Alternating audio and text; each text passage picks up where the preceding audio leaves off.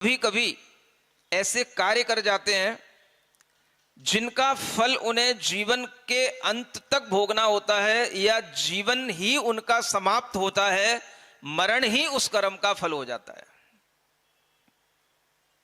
आप लोग जहां रह रहे हो उस शहर का नाम है मंदसौर।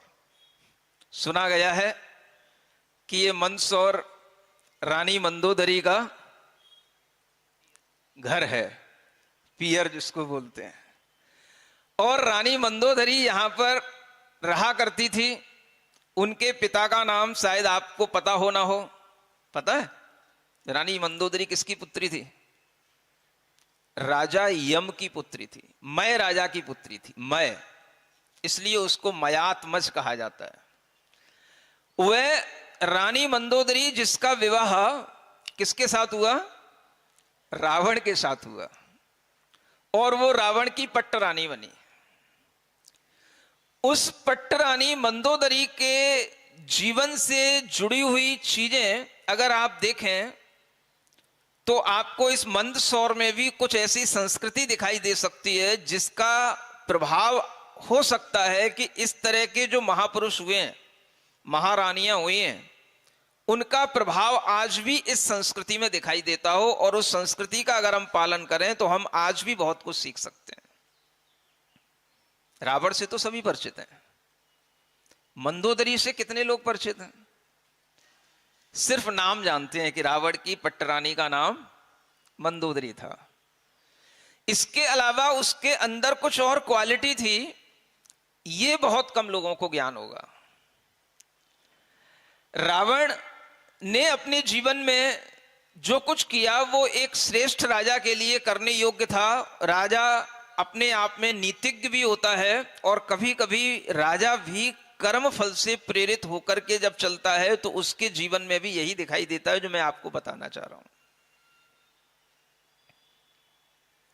एक डिसीजन, एक उसका वह कार्य जो उसने भावुकता में किया, यही कहना पड़ेगा ना, भावुकता में किया, और उस भावुकता में लिया गया उसका एक डिसीजन, एक कार्य उसके लिए इतना महंगा पड़ा, इतना महंगा पड़ा कि वही उसके जीवन के अंत का कारण बन गया।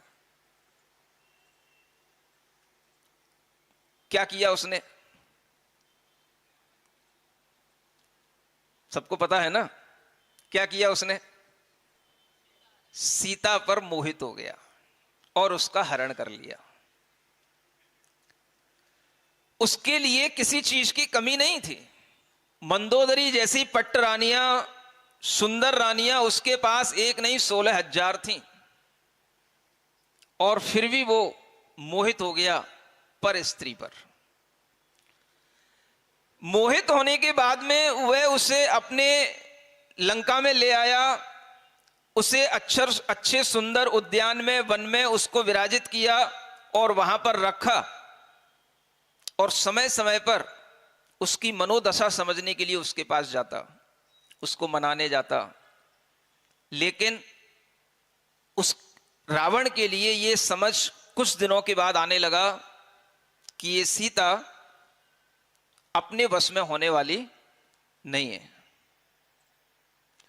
इधर युद्ध हुआ, और युद्ध होने के साथ साथ उसी रावण के पुत्र बंदी भी बना लिए गए, और फिर भी रावण के अंदर यह भाव रहा कि नहीं, मैं राम को जीत लूंगा। उस समय पर कुछ राय देने वाले लोग भी सामने आते हैं। बाकी सब रामायण तो आपको पता है, जो नहीं पता है वो मैं आपको बताता हूं। जो शायद आपको टीवी सीरियल में नहीं दिखाई गई होगी वो बात मैं आपको बता रहा हूं। अनेक लोग उस समय पर उस रावण के लिए कोई भी कुछ कहने का हक नहीं रखता, लेकिन आपको पता होगा सिर्फ विभीषण ने रावण को समझाया था। लेकिन आपको यह भी पता होना चाहिए कि विभीषण से पहले रावण की पत्नी, उसकी रानी मंदोदरी ने उसको समझाया था। मंदोदरी ने सबसे पहले उस रावण को समझाया, ये तुमने क्या कर लिया, तुम्हें क्या चाहिए,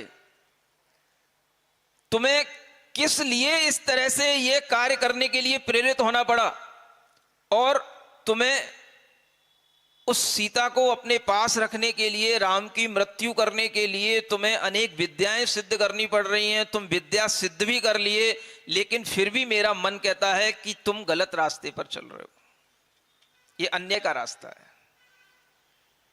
इन विद्याओं से कुछ नहीं होगा, तुम्हारी शोहरत, तुम्हारी ताकत से कुछ नहीं होगा। जो अन्याय कर रहे हो, जो तुम अनीति के रास्ते पर चल रहे हो, यही सबसे बड़ा अधर्म है, और अधर्म से व्यक्ति कभी सुखी नहीं हो सकता। सुन रहे हो ना? लोगों को बड़ी चिंता होती है, धर्म क्या अधर्म क्या। धर्म इतनी सरल चीज है कि अगर आप अपने जीवन में इतना ही सा निर्णय ले लो कि हमें किसी के साथ अन्याय नहीं करना, हमें कभी कोई अनीति का कार्य नहीं करना, हमें किसी की मजबूरी का फायदा नहीं उठाना, हमें अपने जीवन में वह गलत कार्य नहीं करना जो सामाजिक दृष्टि से गलत कहा जाता है। अगर आप अपने जीवन में इतना ही निर्णय कर लो, ये आपके लिए सबसे बड़ा धर्म होगा, और ये आपको जीवन को सुखमय बनाने वाला धर्म होगा। समझ आ रहा है आपको क्या कह रहा हूं? बहुत कुछ तो कह दिया, एक बार बोलो तो मेरे साथ में, मैंने क्या बोल दिया? बोलो, एक बार बोलो। जीवन में कभी भी अन्याय नहीं करना, अनीति के साथ नहीं जीना, दूसरों की मजबूरियों का फायदा नहीं उठाना, और ऐसा कोई भी गलत काम नहीं करना जो सामाजिक दृष्टि से गलत हो, जिसके लिए कोर्ट में पेश होना पड़ता हो, और जिसके लिए एफआईआर दर्ज कराई जाती हो। ये गलत काम है। इस तरह के भी अगर आप काम नहीं करने का निर्णय ले लेंगे, तो भी आप बहुत कुछ पाप से और अधर्म से बच करके अपने जीवन को सुखमय बना लेंगे। सुन रहे हो? ये निर्णय भी होता है कि नहीं जीवन में? हा? बोलो तो। रावण ने अपने जीवन में कुछ इतना गलत नहीं किया था जितना हम उसको गलत समझते हैं। क्या किया था उसने? सिर्फ मोहित ही हो गया था, और वह जानकी को अपने यहां ले तो आया, लेकिन कभी उसने उससे कुछ गलत बर्ताव नहीं किया। यह भी उसका एक नियम था। और ये सब होने के बावजूद भी, अपने नियम का पालन करने के बावजूद, अपने व्रत का पालन करने के बावजूद, महाज्ञानी होने के बावजूद भी उसका यह कार्य उससे हो गया। बाद में उसको पछतावा भी होता है, लेकिन अब जो हो गया वो वापस नहीं हो सकता। आप सोचोगे महाराज ऐसी क्या बात थी जो वापस नहीं हो सकता? सीता को वापस कर देता, सीधा सीधा चला जाता, राम के पास जाकर के कह देता मेरे से गलती हो गई। राम उसे कोई मार थोड़े ना देते, राम को भी केवल सीता ही चाहिए थी। रावण ये भी समझ रहा था कि ये गलत हो गया, ये सीता मुझे मिलने वाली नहीं, और मिल भी गई तो जो महापुरुष होते हैं, क्षत्रिय पुरुष होते हैं, वो भी विद्याधर वंशी बहुत बड़ा महापुरुष था, तो वो सोचता है जिसकी आसक्ति दूसरे पुरुष में है वो मेरे लिए किस काम की। ये भी उसने विचार किया। तब भी वह सीता को इसलिए नहीं छोड़ने जा रहा है, इसलिए राम को देने नहीं जा रहा, लोग क्या कहेंगे।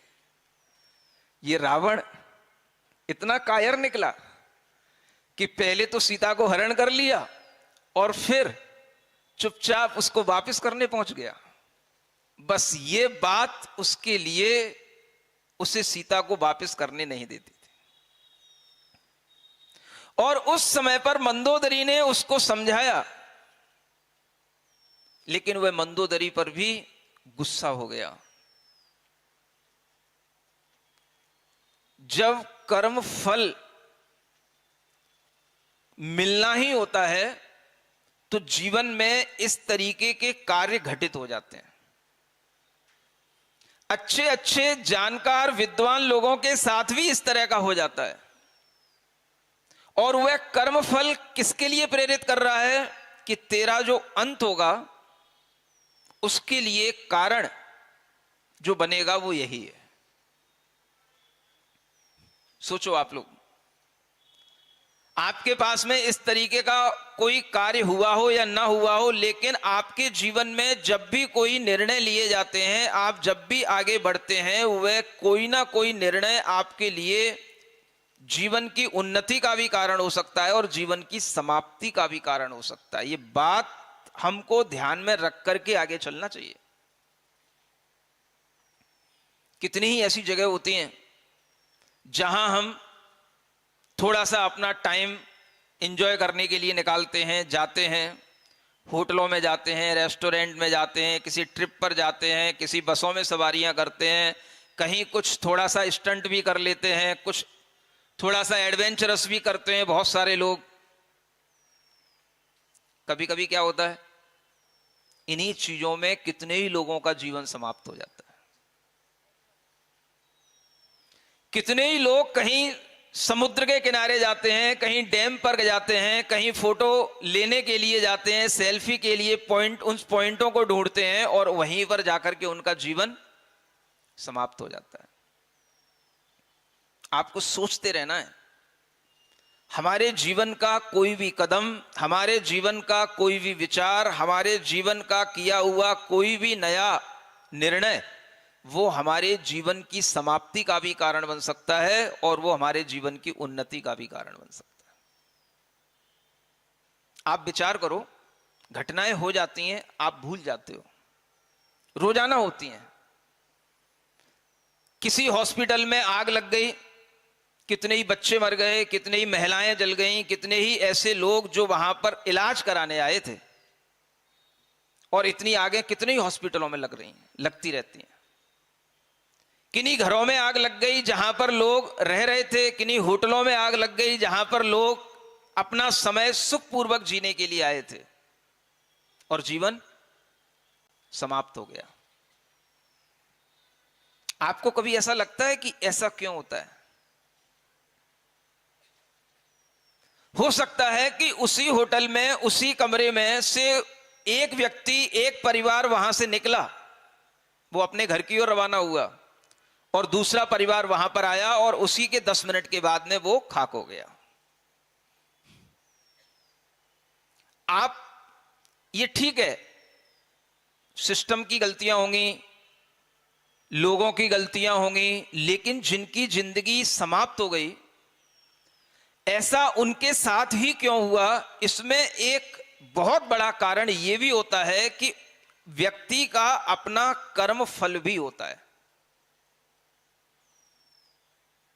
यूं नहीं है कि हम उनके प्रति संवेदना नहीं रखते हैं, लेकिन जो घटनाएं जिस तरीके से होनी होती हैं, वो उस तरीके के कारण अपने आप ढूंढती हैं और वो कारण बन जाते हैं और वो घटनाएं घटित हो जाती हैं। एक पीछे जो हिडन फैक्टर रहता है वो भी हमारे दिमाग में रहना चाहिए, जिसको टाला नहीं जा सकता, उसे कहते हैं कर्म फल।